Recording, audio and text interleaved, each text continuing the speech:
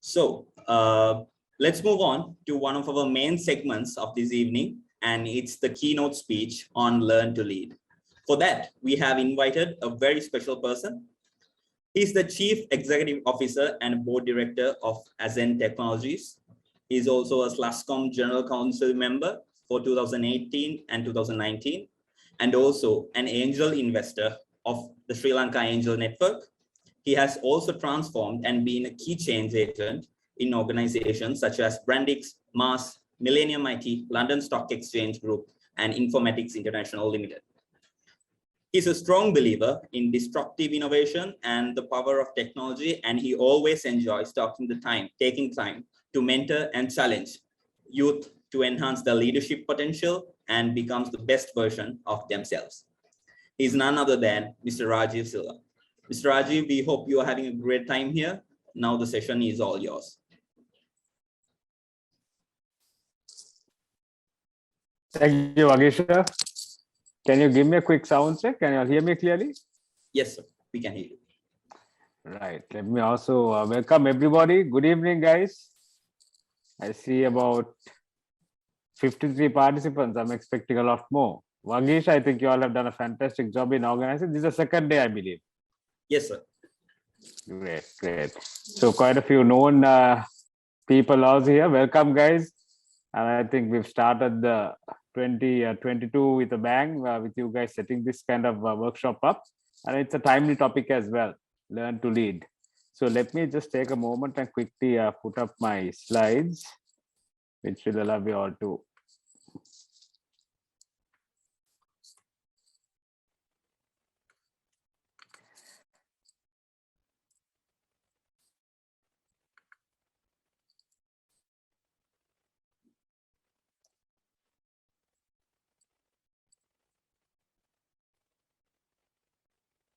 Right. Can you see the slides clearly? Yes, sir. We can see it. Great. Right. So why did I say that this is a timely topic? The last 2 years, ladies and gentlemen, have seen a lot of drama. Right? I think most of you are familiar with. I don't think there's anybody in the planet who's not aware of what's going on. COVID has hit us, right? Since 2 years ago, the case of Sri Lanka, since 2019, we've been finding it quite a challenge. And as a country, whenever you talk to people, everybody's talking about the challenges that we are facing as a country. It's not only as a country, but as a world. So we need leaders. So I want to start this topic by first of all asking people, do you know who a leader is? Now, I would usually like to interact with people, though it's the keynote speech, and ask a few questions from the audience. But I think given the virtual session that we are going to have, it might disrupt proceedings, Ramdesha, Vagisha. So instead, I'm going to just do this as a monologue where I'd be sharing my knowledge with everybody. But if you have any questions, feel free to just drop a message. Gentlemen, so is it okay if I leave the questions towards the end? Otherwise, I'll be switching back and forth between the chat window and this. Right. So if there are no objections, I'm going to leave the questions up until the last minute. But again, I just wanted to tell you that it's a timely topic, and I'm very happy that you guys have picked me to kind of share this, and it's an honor, especially because I know IEEE has a name around the world for producing world-class leaders. So for me to be considered a keynote speaker at an event of this nature is truly an humbling, invitation. So first, let me get started by sharing with you what I plan to take you through today. So I'm going to target a couple of topics of interest. Who is a leader, right? So some of it I'm going to relate to my personal life and my personal experience, which I think is what you're most probably waiting for. This is not going to take the form of a lecture, but most importantly, I think I want to make sure that at the end of this, you have at least made a few notes, mental notes at least. I'm not talking about making notes like you're in a lecture, at least some vivid pictures of who you'd want to one day become, right? I think the country and the world need a lot more leaders. So I'm going to talk you through, how you need to become a leader and how you can make use of your leadership traits to help those who are around us, right? So who is a leader? Who is a leader, right? if you look around, you have a lot of different types of leaders in this world, right? One type of leaders are technology, from technology side, right? You'd have heard of the likes of Steve Jobs, Bill Gates, Elon Musk. Then you have religious leaders. I think I must differentiate between these different types of leaders. They're all leaders, but I think my focus is going to be mainly on a particular type of leadership trait. There are different types of leaders. There have been generals who've led armies and have conquered continents. But my leadership skill is not about religious leadership, but I must tell you, leadership has traditionally been, the roots of which are traced back to those religious leaders, from Jesus Christ to, in some cases, Lord Buddha, right, and various other leaders. But just to make sure that I do not get into a political debate here over religion, I'm going to stay off those type of leaders. But I think you must all remember, if you have a particular faith, all religions teach you to become great leaders. I don't think there's any question about it. But I think in the current era, people have distorted these religious leadership principles and have used it to their own advantage. So I'm going to look at a few leaders who I think most of you have read and may have even read about their biographies, irrespective of which religion you're from.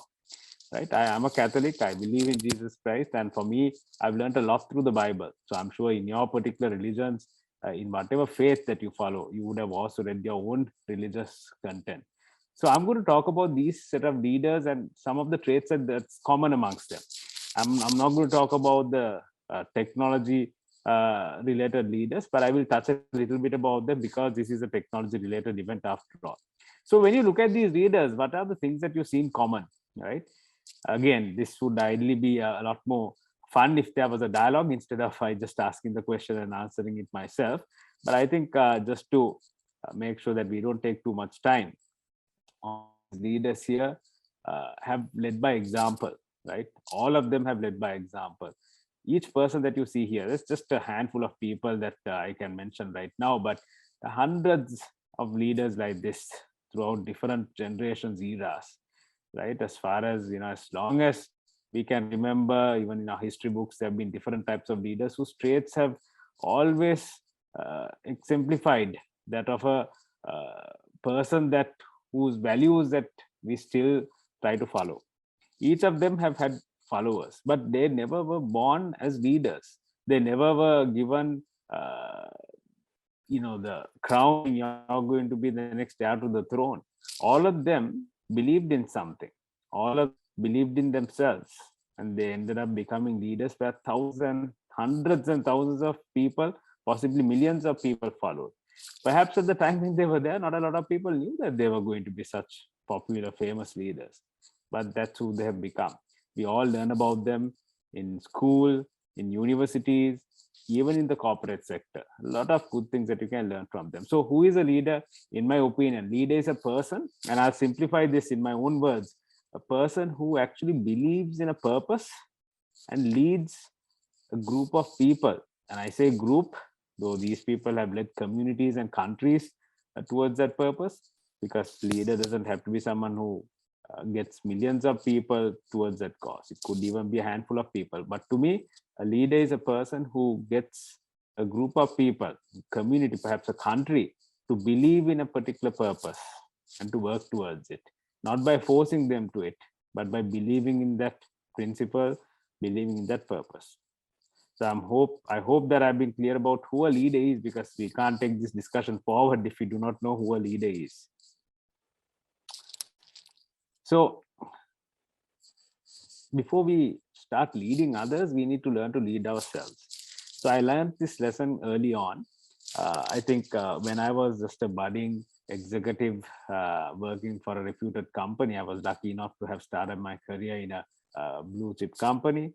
And in that, I got a lot of exposure, right? Sometimes it's a bit difficult for you to get exposure in large companies because they have specialists for each area. But I think right at the beginning, my journey started by learning about myself, right? Who am I? Who do I want to become, right? Who is it that I want to emulate one day? So when I started, I realized early on, and I think this came from teachings from my parents, my teachers, of being the person that you want others to be. If you want to be a leader, see who you'd want to follow first. Be the leader you want to be led by, right? Be the leader you want to be led by. All of us have an idea of who a good leader is, right? Whether you're a leader right now, manager, supervisor, CEO or not, we all have an idea of who a good leader is. So think of who you'd want to be one day, the kind of leader you'd want to emulate, right? So that's a very important part. That's something that you must keep in mind. Leaders are, a lot of people say leaders are born, and I can tell you, not only scientifically, statistically, but many gurus, many philosophers would contradict you, would refute you and tell you leaders are not born, leaders are made.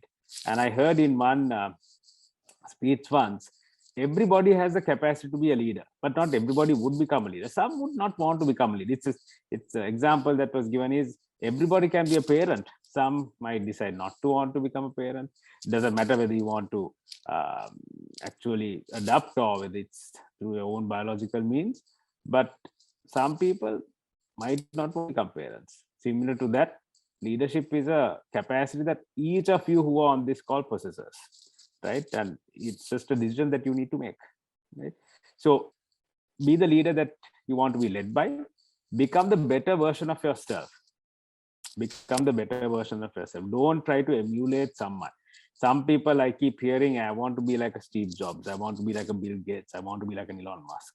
But when you read their stories and their biographies, you notice that not everything about them is great, right? So there are certain things that you need to ensure that you do not emulate. There are good things and bad things. So please make sure that you become the better version of yourself. That is the most important thing in this entire story. So if you do not know how to be a good leader, you cannot lead. For me, the most important thing is consistency, and consistency comes with building good habits. You know what habits are, right? I think all of us practice it daily. They say old habits die hard. Old habits die hard. So if you have certain habits which you have built over time, it's very difficult for someone to come in and just change it overnight. So it's very important that you start building these habits. And let's look at what some of these habits are. And you can't see the reference here. In fact, I've read quite a lot of books. As a leader, it's very important that you read and you try and learn from others. And I've done that quite a lot. I read quite a lot, and it's something that you need to make a note of. So in one book, I've been looking for this, secret recipe to becoming a great leader, right? It's not just that I one day kind of woke up and decided this is what I'm going to do, but I thought it's important that I read about other great leaders. So I wanted to read up this. There was this book by Stephen Covey. I think most of you have heard of Stephen Covey, right? I'm sure all of you would acknowledge. If you don't know who Stephen Covey is, you better write the name down and go and look up some of the books that he has written, especially the 7 habits of highly effective people. So in that, he talks about these 7 habits. Right? It's put in a much easier way to understand, but let me simplify it, right? So on a day-to-day basis, you would have noticed certain habits that's keeping you back, that's holding you back, right? So it could be the fact that you get up late, or it could be the fact that you lose temper, or it could be the fact that you have a very bad habit of, arguing with people. So for you to develop good habits, first of all, you need to be proactive. You need to identify, this is a problem that I have. I'm not going to spend a lot of time in each of these, but get the gist of it into your head, because I'm sure you can later buy the book if you haven't, or if you have one, dust it off and start reading it. But proactiveness is very important. Something I teach my kids, right? Just the other day, I realized my sons, because of virtual learning and them getting up late, I realized it's going to be tough for me to be the one to go wake them up. If I have to keep waking them up, they'll never learn. They'll always need me to be by their side. So I told them one day, if you get up early, you don't have to be standing in line to use the washroom. If you get up early, you can go and actually do a lot more other things that you'd love to get the day off to a good start with, right? Some of them love to go in the morning and just play a little bit outside. So when school starts, virtual learning starts, they don't get to do any of that. So I told them, if you start early, that could be a big difference. And they actually realized it. And they were very proactive the following day. They both kept their alarms and they got up early morning and started their day quite early. So that proactiveness that I introduce to my kids is something that you need to keep in mind, something that I develop myself in how I can improve myself. I realize these are some of the bad habits that I have. I need to kind of improve on them. I used to lose temper. I used to be a bit of a taskmaster. I realized that I can't speak to people, too aggressively at times. I need to develop some of these skills of how to communicate. So I realized, and some of these things I kind of followed up on, made a checklist of things that I need to change, and I started being proactive in how to change them. And keep the end in mind. Whatever you do, gentlemen, ladies, you need to make sure that you have an end in mind. What do you want to become? I've had a vision of becoming one person one day. I'm not going to tell you about myself, but I had this vision of one day, just to touch on it, otherwise you might struggle to relate to it. I wanted to lead a Fortune 100 company. I want to lead a Fortune 100 company. So in order to be that, to get there, I needed to develop certain traits. I needed to develop certain habits. I needed to develop certain skills, competencies. So I feel right now I'm in a way kind of getting myself there. I haven't got there yet, but I think that's something that that kept driving me forward, having the end in mind. So sometimes even when you're raising children, when you're managing a team, running a company, you have to have an end in mind. You're not just looking at today. It's like when you're in battle, you're not just looking at that day, that particular battle, that particular battlefront. You're actually looking at the entire war. You're looking at, even if I lose this battle, I have a war to win. So that's where your focus should be. Keep the end in mind, right? So not just to kind of go out there and start saying that you've got to win everything, you've got to win everybody over, you got to build all the products, you have to make sure all your products are successful. Whether it's Steve Jobs, Bill Gates, Elon Musk, all of them had an end in mind, right? Which made sure that they kept on being optimistic about themselves. Keep that. That's going to help you a lot. Put first things first, right? In our life, you must remember, if you feel you want to be a great husband, father, and a CEO, right? And in that particular order, you need to make sure that your time is allocated in that same way. There are people who might just want to become CEOs and not have a family. Fine. If you're the CEO, allocate time to educate yourself to becoming a good CEO. Ask yourself, am I putting in enough time on the things that I really need to do as a CEO? If you want to make sure that you're a good father first, find out whether in your day that you have allocated enough time for your children first. If you haven't, you know that you're not putting first things first. Go for win-win. A lot of people say, and I think I just recently watched, most of you may have watched it already, movie that was done in 2015-16. I think Kate Winslet was there, about Steve Jobs. There was a movie done on Steve Jobs. And so soon after the movie, I just looked at a few things that came up in the movie. And one such thing was a competition between Microsoft and Apple, right? And in that, both Bill Gates and Steve Jobs were being interviewed by this gentleman. And he asked, so how did the two of you coexist? Didn't Apple compete with Microsoft? How did you all get on as great buddies? And Steve Jobs said, there was a time when I was the CEO of Apple, everybody thought in order for Apple to survive, in order for Apple to win, Microsoft must die. But when I came, I realized that's not the case. We must coexist. Most of our work done outside of Apple is done by Microsoft as the second largest developer of some of our software. So he said, for us to do well, Microsoft must also exist. So it's not about just always losing. It's or for you to win, for someone else to lose. You can actually do both things. You can actually compete in the industry without having to step on someone else's toes. Yes, sometimes competition can get a bit challenging. That's why you need to make sure that you find other strategies, not just to eliminate your competition and have unethical ways of doing it. You can definitely go for win-win situations.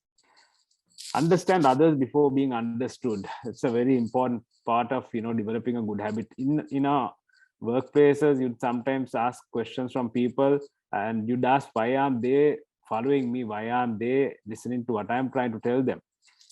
The simple answer is, folks, sometimes you don't understand your constituents. You don't understand those who are working for you, right? A good example is, sometimes it's a weekend and you being a leader, maybe the manager, right, the CEO of the company, right, doesn't matter what your designation is. If you have a team that you're managing, you might be tempted to trouble them during the weekend. Sometimes it happens from my side as well, but you must always let them know, look, it's a weekend.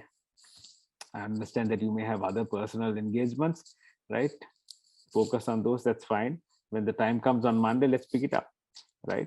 And in some cases, yes, it may be unavoidable, but as much as possible, make sure that you understand others, what they're going through, right? I think I take a lot of examples from my professional life as well as personal life, right? Professional life is about, sometimes you can tell a person that, you know what, you did this wrong, your performance is not great. I had an example of a great performer once in the company, and he had performed quite well 2 years back to back, and 1 year his performance went down. And obviously when you have a lot of people, sometimes, you know, you identify the high performers, and that year we were all shocked to see his performance having gone down, and it truly was the case, right? He had not performed up to scratch, and, you know, he was um, his guard was dropping in a lot of areas. But I quickly realized he had a personal challenge in his life, right? Without going into what the personal challenge was, then I realized that was the reason why his performance has dropped. So sometimes it's important that you understand others before being understood. As a leader, even though you want everybody to perform at the same level, they may not. That's why you need to understand. There may be those who may not perform at the same level, but you need to understand them and see what they're going through in their personal lives in order for you to get the best out of them later. Synergize, you know, it's a very important thing. It's not about um, you know, just doing it your way. It's about teamwork, right? It's about making sure 1+1 is not equal to 2. It's about 1+1 equals 3, right? In companies, in mergers and acquisitions, I think when it comes to numbers, some of you in the future would become CEOs, and, you know, would be specializing in mergers and acquisitions, would know sometimes when you put two companies together, the value of the two companies are more than the addition of just the top lines of the two companies. They end up doing a lot better than just the two companies separately, right? So it's the same when it comes to teams as well. It's like, you know, in your body, you can do certain things with one hand, certain other things with the other hand, but when you put the two hands together, there's a lot more you can accomplish. So synergize, make sure that you understand how to work together as a team and get the best out of people. Sharpen the saw. I think this is an important point. Despite whatever you do, you got to take a break, pause, look at what's happening, and see whether you're on the right track. It's very important that you take breaks. You shouldn't be like Elon Musk, who works 24/7. I think that's a habit that you might want to not follow too much. Yes, he's been successful, but those are some of the habits I think we must all realize. Sometimes as a leader, you need to understand how to kind of take a break and make sure that you also recharge your battery, right? So these habits, folks, would allow you to be a better version of yourself. Being proactive, keeping the end in mind, putting first things first, going for win-win, understanding others before being understood, synergizing, sharpening the saw. These all would make a better version of yourself. Ask yourself today, are there things that I need to improve? And then go through this sequence. May not be in the exact sequence, but keep this in mind, right? In each of your daily relationships, in your daily tasks, see if any of these come into play. And I'm pretty sure some, if not all of them, would come into play on a daily basis. So for me, I started my life, when I started my career, I think one of the passions I had, I would say one of the initial things, I don't think I can ever tell when I first graduated or from an early age onwards, I had the vision of, you know, being a great innovator. I think simply it was getting through school and college and then university. Once I got into a job, I think my first passion was to try and look after my parents. I think that was my first passion. I must be honest about it. Not that I was thinking about building the next great product to become, you know, one of those Fortune 100 companies from an early age onwards, but it was just to look after my parents. And that circle of influence started growing. You know, then I started dating, I married, had children. It continued to grow. Now it has grown to not only those who are in my company, those who have worked for me in the past, right? I would even include the country now, because for me, I feel just by being a leader in my company alone may not be enough, because all my resources, all the resources in our company come from the rest of the country.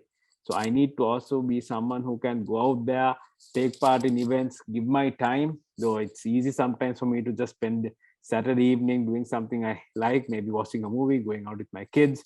right? But for me, sometimes finding the time to give it back to the community makes a big difference right now. So my circle of influence grew with my parents, grew to my family. Now it's grown to not only those who are in the company who's worked in the past with me, right? But also the country. I have a love towards the country.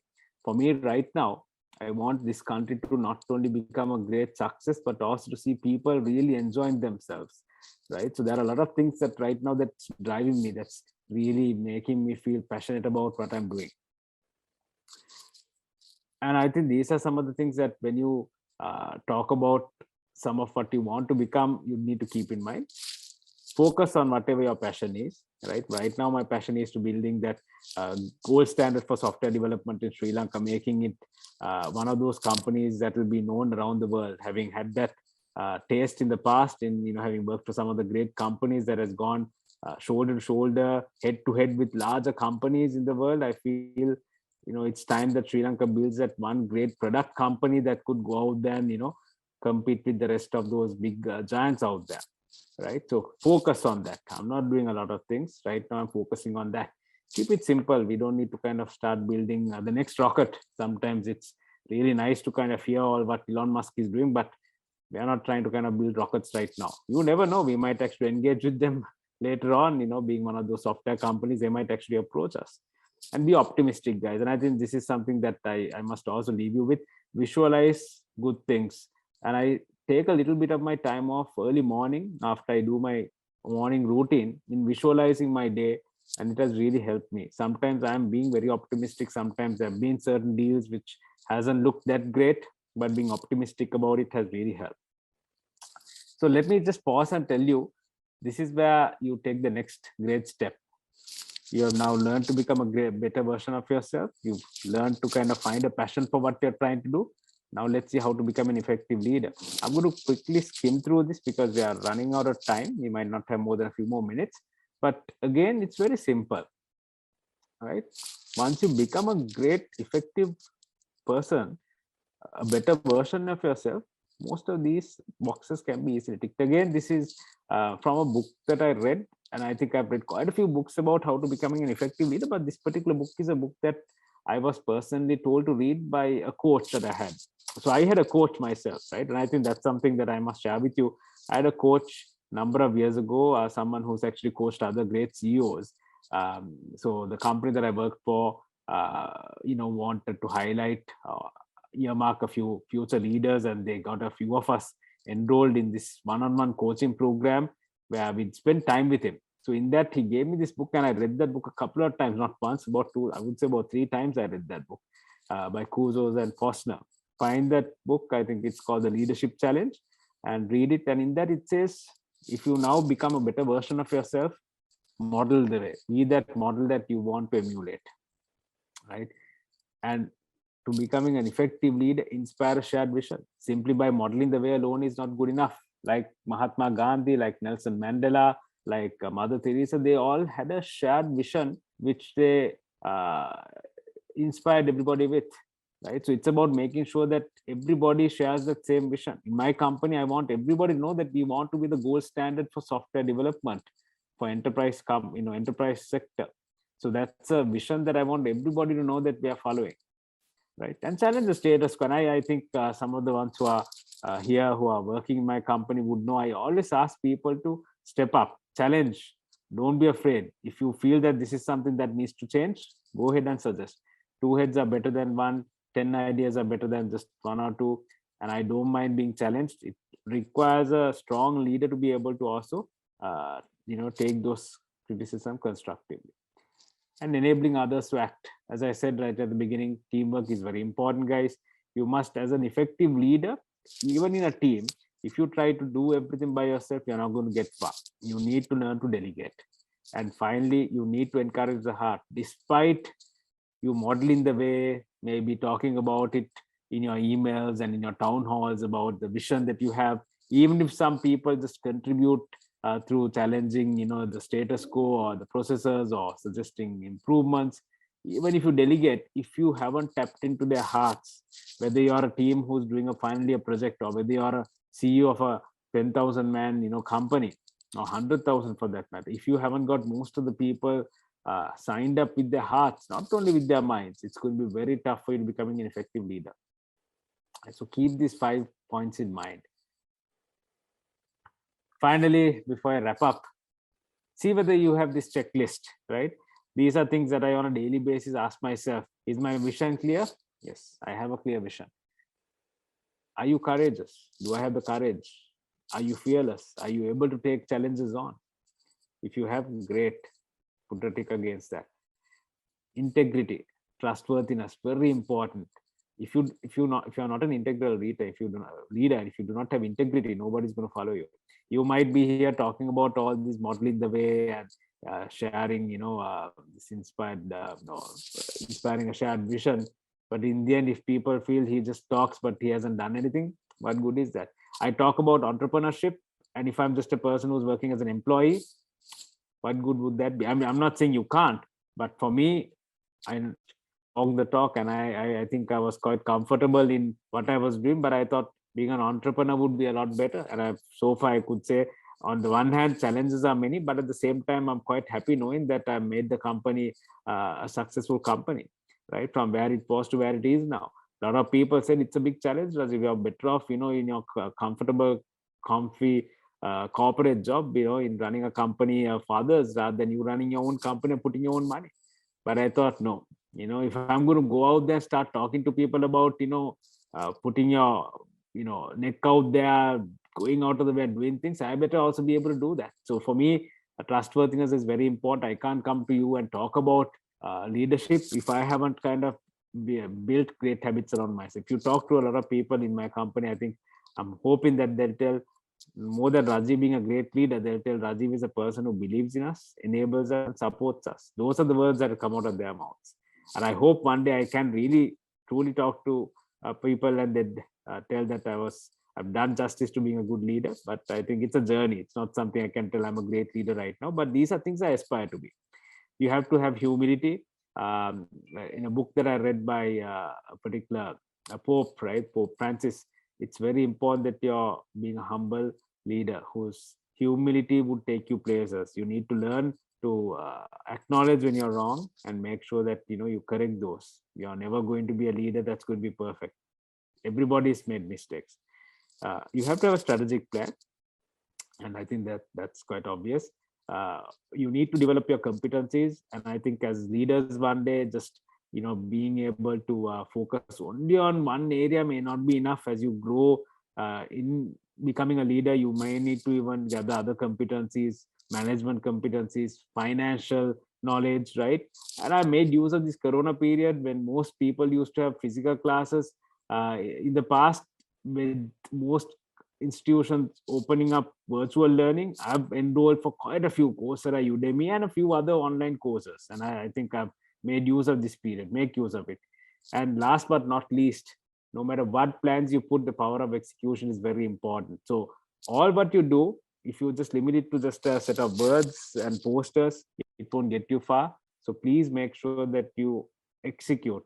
There's nothing, no plan is as good as the way you execute it. So please make sure that you execute your plans. So I hope I've shared enough with you in learning to become a great leader. And I'm happy to look at some questions since this is not an open audio two-way forum. I'm going to look at the questions here. Right. So I may have, guys, I may have just gone a little bit beyond time. I hope you'd bear with me. And so Randisha, Vagisha, I'm just going to allow people to send their questions here. Would I have a little bit of time to answer a couple of the questions that are sent? Or would you like to allow people to open their mics and ask questions?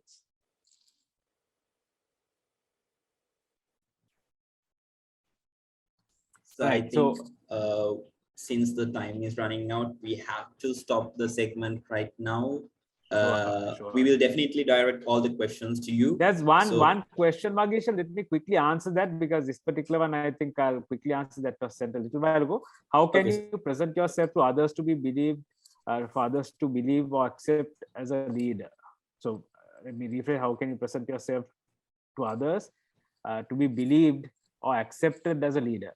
Maybe sometimes rest would be qualified than the leaders. Qualification experience in such situation. How can you act? Thank you. Maybe sometimes rest would be qualified then. Okay, so what you're asking here is how would you be accepted? How can you be a person that others believe? And the second follow-up part to that is sometimes there may be others who may be more qualified than you are. So I think don't worry about qualifications. Don't worry about I have a lot of people in my company who are a lot better qualified than I am. I think I can't say that I'm better than the CFO in my company. I'm not better than my chief delivery officer in my company. My COO is pretty good at what she's doing in the company. So you don't have to be better than anybody. You don't have to be more qualified than anybody. Believe in yourself. That's why I said be a better version of yourself. And if you have a vision, if you got the courage, the integrity, the humility, I think that itself will make sure others believe in you and believe in what you say, right? So turn back to that checklist that I shared earlier.